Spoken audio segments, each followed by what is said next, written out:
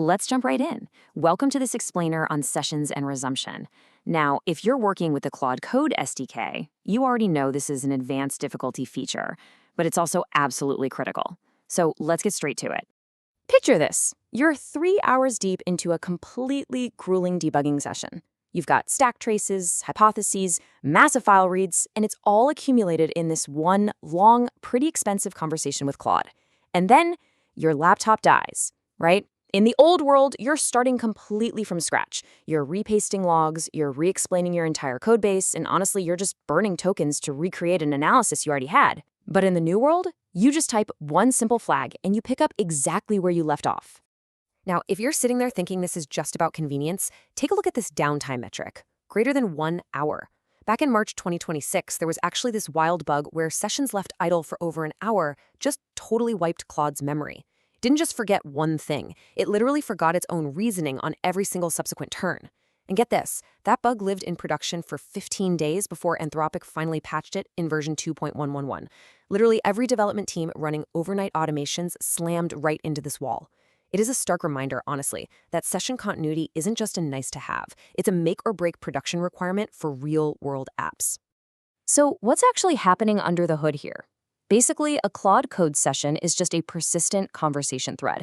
Every single prompt, every tool call, file read, and decision, it's all written to disk as a JSON-L transcript file, stored locally right in your environment. So when you resume, Claude isn't starting fresh. It already knows your files, it already made those decisions. You're continuing a thought, not restarting one from zero. Okay, let's dive into this setup. The SDK basically hands you 3 core patterns, and they all feed right into that same JSON-L storage file. First up, we've got continue, which automatically grabs your most recent session. Next is resume, which loads a very specific session by its unique ID.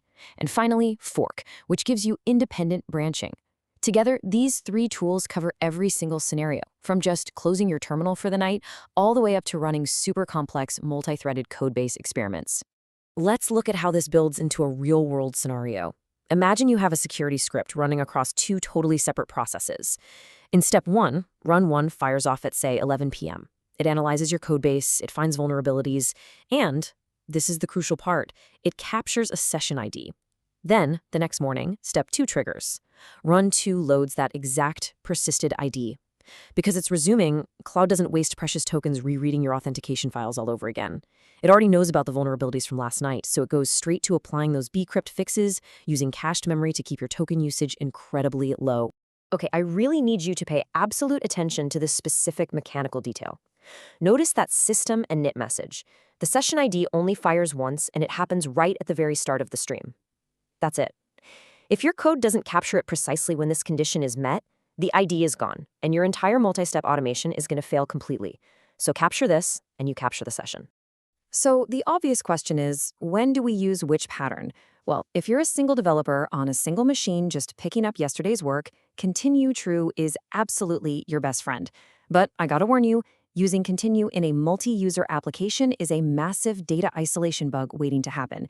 Because it blindly grabs the most recent session, you could so easily cross-contaminate user data. No way you want that. For multi-user apps or automated pipelines, you absolutely must use explicit deterministic targeting with resume session ID. But what if you're at a critical decision point? Say you need to test 2 different implementation approaches in parallel, right? That's exactly where fork session true comes into play. Forking is totally perfect for this because it lets you try things out without polluting your original clean baseline history. You branch out, you test an experimental feature, and hey, if it fails, your core session remains completely untouched. You just pick the winning fork and keep moving forward. All right, so here is the absolute crucial takeaway. Session resumption is not just a convenience feature. It is the fundamental infrastructure that makes multi-step, multi-day, and multi-user automation feasible in the first place. You need continue for your daily flow, resume for that precise targeting, and fork for safe parallel experimentation.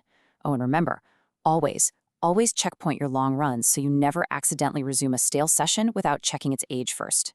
Look, if you're out there building autonomous agents or complex multi-step developer tools, getting this mechanical foundation right is step 1. For the complete deep dive, including 3 full worked examples and a breakdown of the most common architectural pitfalls you definitely want to avoid, you've got to check out the Claude Master ebook over at claudemaster.net. I'll leave you with this one final thought. If your AI agent loses its train of thought every single time a process restarts, is it really an agent or just a really expensive script? Master your state, and you master the system.